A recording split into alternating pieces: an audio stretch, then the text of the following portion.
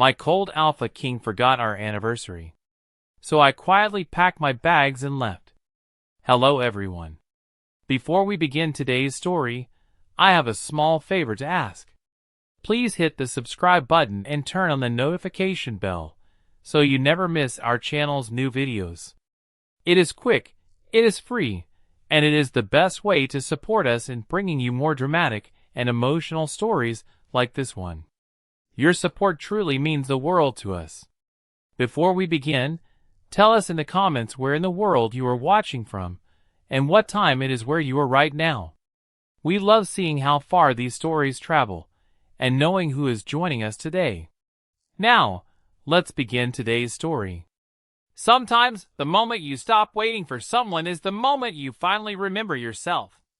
Elliot Hayes sat alone at the long dining table while two candles burned lower beside an untouched anniversary cake. Beyond the palace windows, the capital glittered beneath a clear midnight sky, but the royal dining room felt strangely empty. Elliot had asked the kitchen staff to leave hours ago. He had chosen Damien's favorite meal himself, arranged the flowers, and even worn the silver consort pin Damien had given him 3 years earlier. At 8 o'clock, Elliot told himself the council meeting had probably run late. At 9, he assumed Damien was handling an urgent petition.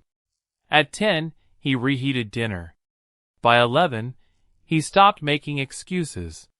Midnight arrived quietly. No messenger came. No note appeared. The Alpha King had forgotten their anniversary. Elliot looked at the empty chair across from him and realized the pain was not really about one forgotten date. For 3 years, he had defended Damien to everyone, including himself. Damien protected him, provided everything he could need, and ensured nobody at court openly disrespected the King's Omega consort. Elliot had mistaken those things for closeness. Whenever Damien canceled breakfast, Elliot understood. Whenever royal duties interrupted their plans, Elliot understood. Whenever Elliot tried to discuss loneliness and Damien promised they would talk later, Elliot understood. Somewhere along the way, understanding had become another word. For waiting. Elliot slowly removed the silver pin from his coat and placed it beside the uncut cake. He did not cry. He was simply tired of measuring love by how patiently he could endure being overlooked. Back in his rooms, Elliot opened a suitcase and packed only what belonged to him before the palace: ordinary clothes, several books, a worn journal, and enough money to begin again. He left every royal gift behind. Before dawn, he wrote a short letter and placed it where Damien would find it. I do not want you to chase me. I want to discover who I am when I am no longer waiting for you. Elliot read the sentence twice, folded the letter, and walked out of the palace without ceremony. Hours later, Damien Blackthorne finally returned from an exhausting council session. He entered the dining room expecting darkness and found 2 burned-down candles, cold food, an untouched cake, and Elliot's silver consort pin resting beside an empty plate. Damien stopped. His gaze moved to the date written in icing. For the first time that night, the Alpha King's controlled expression broke. He whispered Elliot's name, then hurried toward their rooms. The closet stood half empty. Elliot's books were gone. On the desk waited the letter. Damien read it once, then again. Outside the palace gates, a carriage carried Elliot toward a life he had never been allowed to imagine. As morning light touched his wrist, the royal bond mark beneath his sleeve flickered once, and far below it, something white gold quietly began to wake. For the first 3 days, Damien expected Elliot to return. He hated admitting that even to himself, but the assumption had been automatic. Elliot had always been patient. Elliot had always forgiven the canceled dinners, interrupted conversations, and mornings when royal business came first. Damien told the palace staff to leave Elliot's rooms untouched and carried on with council meetings as if nothing fundamental had changed. On the 4th morning, he noticed Elliot's empty chair at breakfast. By the 7th, silence followed him through rooms that had never seemed quiet before. 2 weeks passed. Elliot did not return. He did not send another letter. He did not ask for money, guards, or royal assistance. Damien could have ordered the kingdom searched before sunset. Every road, inn, and station could have been checked under royal authority. More than once, the command nearly left his mouth. Then he remembered Elliot's words. "I do not want you to chase me." For perhaps the first time in their marriage, Damien understood that respecting Elliot might require doing nothing Elliot had not asked him to do. Hundreds of miles away, Elliot stepped out of a rented carriage in Silvermere, a peaceful lakeside town surrounded by pine-covered hills. Nobody bowed. Nobody called him the King's Omega. The cottage he rented had 2 small rooms, uneven floors, and a porch overlooking the water. Elliot loved it immediately. Within days, he found temporary work at the town library, organizing neglected records and helping children with reading lessons in the afternoons. The pay was modest, but every dollar felt more meaningful than the royal allowance he had left behind. He bought groceries himself. He learned which bakeries sold the best morning rolls. He walked beside the lake without an escort. For the first time in years, people asked what he thought without first wondering what the Alpha King thought. Healing was not dramatic. It arrived in ordinary moments. A child proudly reading an entire page without help. Coffee warming Elliot's hands on a cold morning. The realization that an evening could belong entirely to him. Still, some nights he missed Damien so deeply that he almost rode home. Loving someone did not disappear simply because leaving had been necessary. Elliot refused to confuse missing Damien with evidence that his decision had been wrong. One evening, while shelving books, Elliot felt sudden warmth beneath his left sleeve. He pushed the fabric back and stared at the royal bond mark on his wrist. The dark symbol that had remained unchanged for 3 years was fading. Elliot's breath caught. He expected fear. Instead, beneath the disappearing mark, another shape slowly emerged.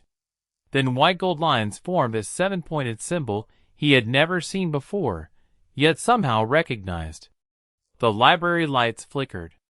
An old locked cabinet across the room clicked open by itself.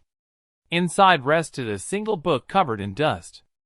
Elliot approached it carefully. Embossed on its ancient white cover was the same 7-pointed symbol glowing on his wrist. Damien discovered that absence had a way of exposing every habit he had mistaken for permanence. Elliot had always left notes beside his morning coffee, remembered which council sessions gave Damien headaches, and quietly reorganized his schedule when the palace became overwhelming. Damien had accepted those small kindnesses without noticing how many of them existed. Now there were no notes, no second cup at breakfast, and no gentle voice asking whether he had eaten dinner. One afternoon, Damien entered Elliot's former study and found a cabinet filled with petitions. Some requested better protections for Omegas working in royal districts. Others proposed literacy programs, fairer inheritance hearings, and independent representation during council debates. Each document carried Elliot's careful annotations. Several had been dismissed by palace officials before ever reaching Damien's desk. He stood there for a long time, realizing Elliot had been trying to improve the kingdom, while Damien had reduced his role to someone who merely needed protection. The next morning, Damien ordered every petition reviewed. He invited Omega representatives to future hearings and required rejected proposals to include written reasons. When an advisor cautiously suggested these reforms might persuade Elliot to return, Damien's expression hardened. "If I only become better to receive him as a reward, then I have learned nothing." In Silvermere, Elliot knew none of this yet. His attention remained fixed on the ancient book from the library cabinet. Its pages appeared blank until the white gold symbol on his wrist glowed. Then lines of unfamiliar writing emerged across the paper. Strangely, Elliot could understand them. The text described a vanished royal house, whose heirs carried a sacred mark of 7 points. Before he could read further, the light faded and the words disappeared. Elliot began treating the mystery like a research problem. He recorded when the mark appeared, how long it remained visible, and whether emotion affected it. The old book reacted most strongly whenever Elliot made a decision for himself. Choosing his own work made the symbol warm. Refusing an invitation he did not want made it brighten. Even deciding to spend a quiet Sunday alone caused 1 point of the mark to glow. That pattern unsettled him. His royal bond mark, meanwhile, continued fading. One rainy evening, a traveler from the capital stopped at the library and mentioned the king's new council policies. Elliot froze while shelving a book. Damien was changing things Elliot had begged people to consider for years. Part of him wanted to believe those changes were meant for him. Another part understood something more important. Damien was making them while Elliot was absent, with no promise that Elliot would ever return. For the first time since leaving, hope appeared beside the hurt. Elliot allowed himself to feel it without making a decision. That night, he returned to the ancient book.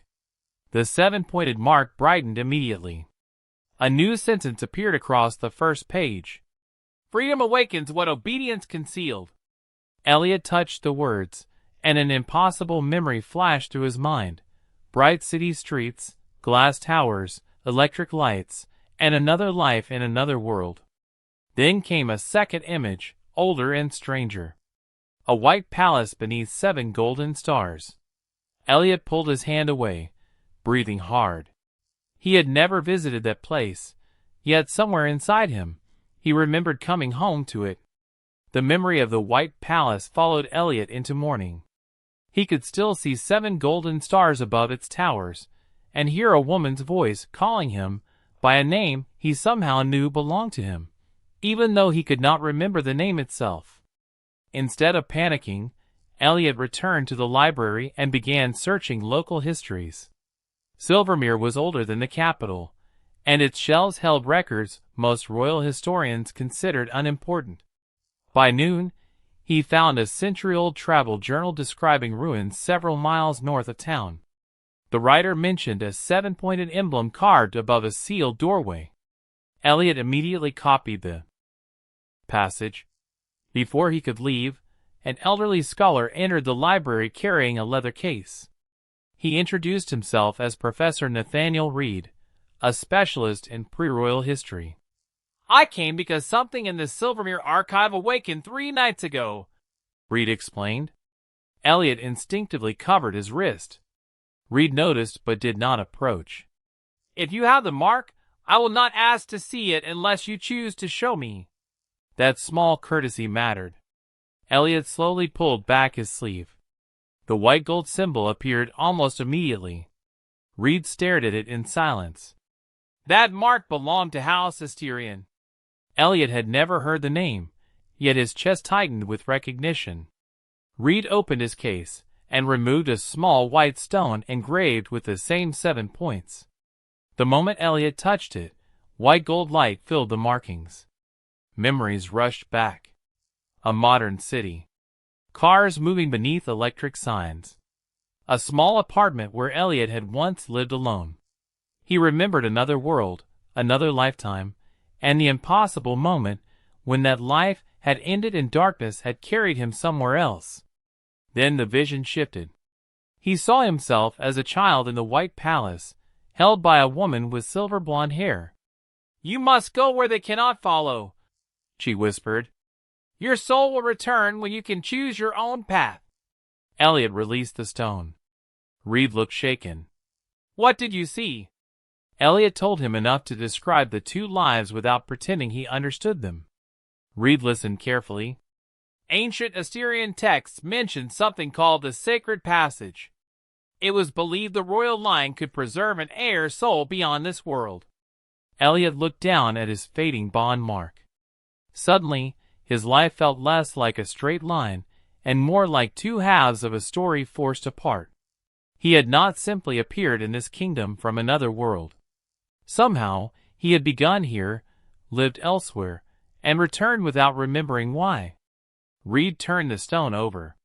New writing appeared across its surface. Elliot read it aloud.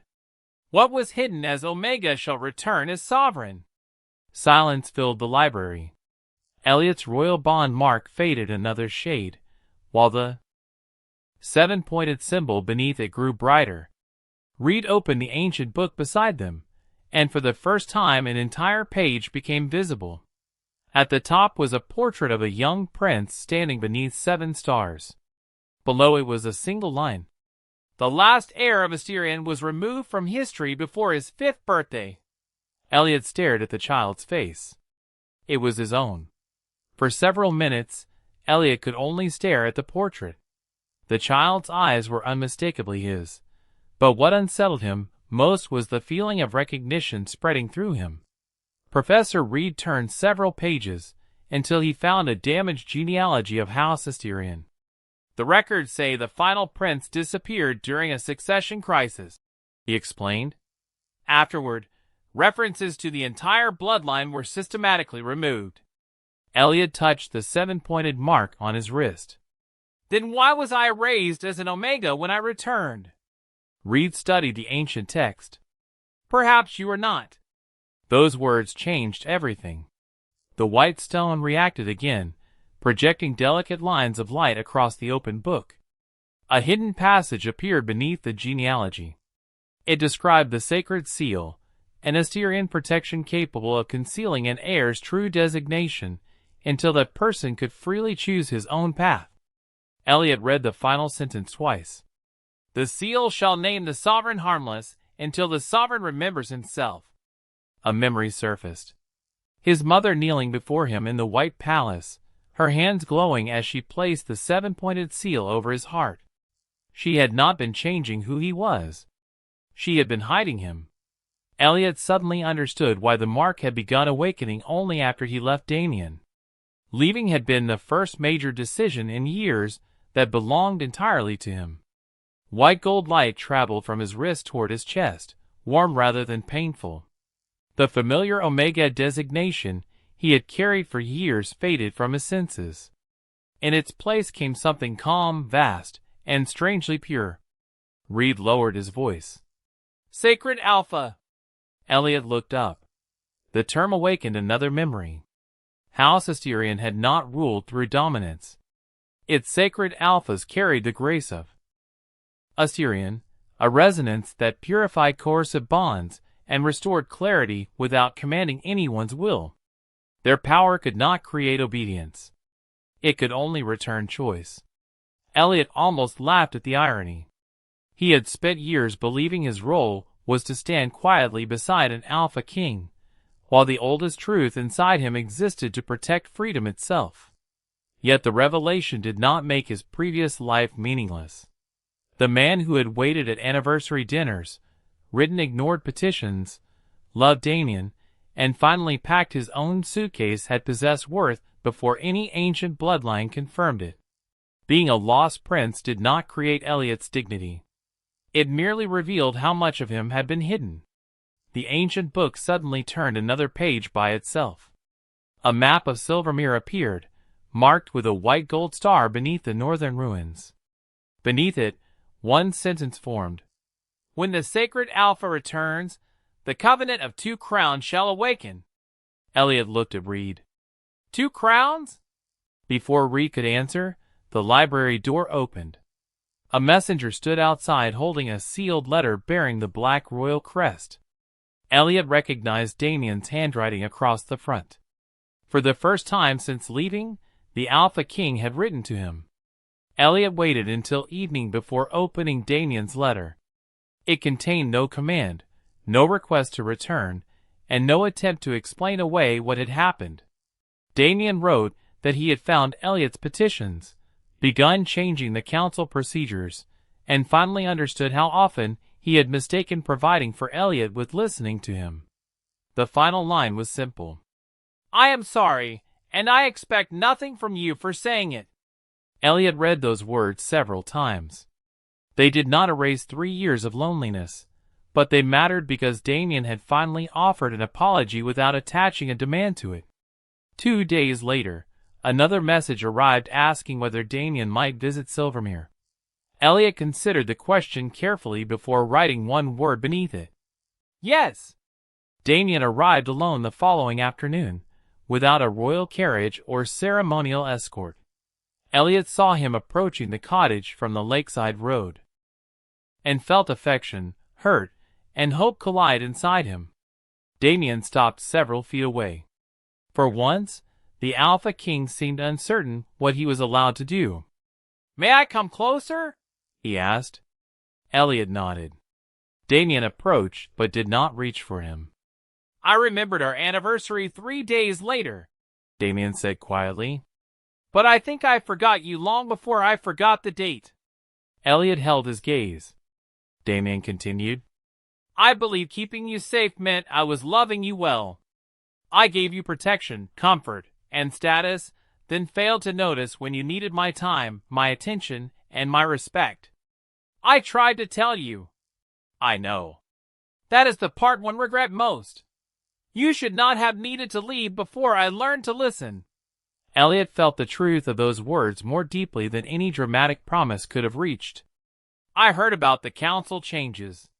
Damien nodded. "They will remain whether you return or not." Silence settled between them. Then Damien looked toward Elliot's wrist, where the white gold symbol was visible beneath his sleeve. "Something has changed."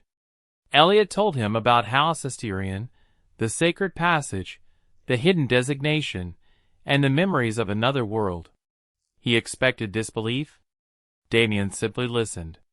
When Elliot finally said, "I am not an Omega," Damien's expression did not change. "Then who are you?" Elliot considered the question. "A sacred Alpha. The lost prince of Asterion, apparently. But I am still trying to understand what that means." Damien gave a faint smile. "Then I will not decide what it means for you." Elliot looked at him, and something inside his chest loosened. He still loved Damien. That truth no longer frightened him, because love did not require immediate forgiveness or a return to the palace. Damien seemed to understand that too. "I did not come to take you home," he said. "I came to tell you that I understand why you left." Beneath Elliot's sleeve, the 7-pointed mark glowed warmly. For the first time, Elliot realized that if he and Damien ever found their way back to each other, it would not be because a bond, a crown, or an old promise required it. It would be because both men freely chose to begin again. Damien remained in Silvermere for 3 days, staying at a modest inn instead of Elliot's cottage. They met for breakfast, walked beside the lake, and spoke more honestly than they had during entire months at the palace. Damien never asked when Elliot was coming back. That absence of pressure gave Elliot room to notice something unexpected. He still enjoyed Damien's company when duty was removed from between them. On the 4th morning, Professor re-arrived with urgent news. The Royal Council had authenticated enough surviving records to recognize Elliot as the final heir of House Asterion. The announcement should have settled questions about his identity. Instead, it created a new political crisis. "The Council accepts a lost prince," Reed explained. "What they do not accept is a sacred Alpha bound to an Alpha King." Damien's expression cooled. Elliot almost laughed at the absurdity. For years, the court had approved their relationship because everyone believed Elliot was an Omega. Nothing about their memories, affection, or history had changed, yet one word describing Elliot's designation suddenly made the same relationship unacceptable. The oldest royal law claimed that 2 sovereign Alpha bloodlines could never form a stable bond because one Alpha would inevitably have to submit to the other. Elliot read the statute twice. If this is an unavoidable law of nature, why did someone need to write a law enforcing it? Reed looked surprised. Damien smiled faintly. That sounds like you. Elliot spent the next several days comparing legal codes with the Asterion records. His memories from another world had taught him something valuable. When a rule was presented as natural, The smartest question was often who benefited from everyone believing it. He noticed that every surviving prohibition against alpha partnerships had been written after House Asterion disappeared. Earlier documents used different language, including repeated references to paired sovereigns and equal crowns. One damaged record even described two alpha rulers sharing authority without either surrendering rank. Elliot placed the documents side by side. They did not ban something impossible, he said. They banned something that already existed. Damien studied the dates. Then someone rewrote history after Asterion vanished. That evening, Elliot realized Damien had not arrived for their usual walk. The empty path beside the lake bothered him more than he expected. When Damien finally appeared, apologizing because a council message had delayed him, Elliot understood something quietly important. He had missed him. Not the Alpha King. Not the palace. Damien. The distinction mattered. Before Elliot could say anything, the 7-pointed mark on his wrist suddenly blazed white gold. Professor Reed's ancient book opened by itself on the table.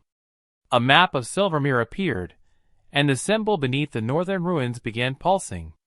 New words formed across the page. Let the two sovereigns enter freely, and the Covenant shall remember what history erased. Damien read the sentence, then looked at Elliot. Two sovereigns. Elliot met his eyes. For the first time, neither of them needed to ask who the ancient words meant. The northern ruins stood 6 miles beyond Silvermere, hidden among pine-covered hills where few travelers had reason to go. Elliot, Damien, and Professor Reed reached them shortly after sunrise. At the center of the ruins stood a white stone doorway marked with 7 stars. Reed remained outside. The inscription says 2 sovereigns, he explained. Whatever waits beyond the door is meant for you. Elliot placed his palm against the stone. Nothing happened. Damien tried next. Still nothing. Then Elliot noticed 2 circular symbols carved beside the doorway, equal in size and separated by several inches. He understood. Together. They placed their hands on the symbols at the same time. White gold light spread across the doorway, and the ancient stone opened without a sound. Beyond it waited a circular chamber containing 2 stone platforms facing each other. Neither stood higher than the other. Words appeared along the wall. The Covenant of 2 Crowns recognizes no master and no subject. Elliot felt his sacred alpha resonance awaken. Another inscription appeared. One bond remains unfinished. One sovereign may restore it by claiming the other. Damien went still. Between the platforms, a white gold symbol formed, and Elliot understood what it offered. Damien could restore their fading royal bond immediately. No waiting. No uncertainty. The old Elliot might once have mistaken that certainty for romance. Damien stepped away from the symbol. No. The chamber dimmed. Elliot looked at him. You could restore what we had. That is exactly why I will not. Damien turned toward him. What we had included things I never want you to endure again. A second doorway opened behind Elliot, revealing a path leading outside the sanctuary. The meaning was unmistakable. Elliot could leave. Damien did not move to stop him. If loving me requires you to lose the freedom to leave me, Damien said, then I have learned nothing. Elliot stared at the open path. Months earlier, he had packed a suitcase because staying had begun to feel like disappearing. Now nobody was asking him to stay. No royal bond compelled him. No Omega designation defined him. No crown owned his future. He was free. And because he was free, his answer finally belonged entirely to him. Elliot turned away from the exit and walked back toward Damien. I am not choosing the marriage we had, he said.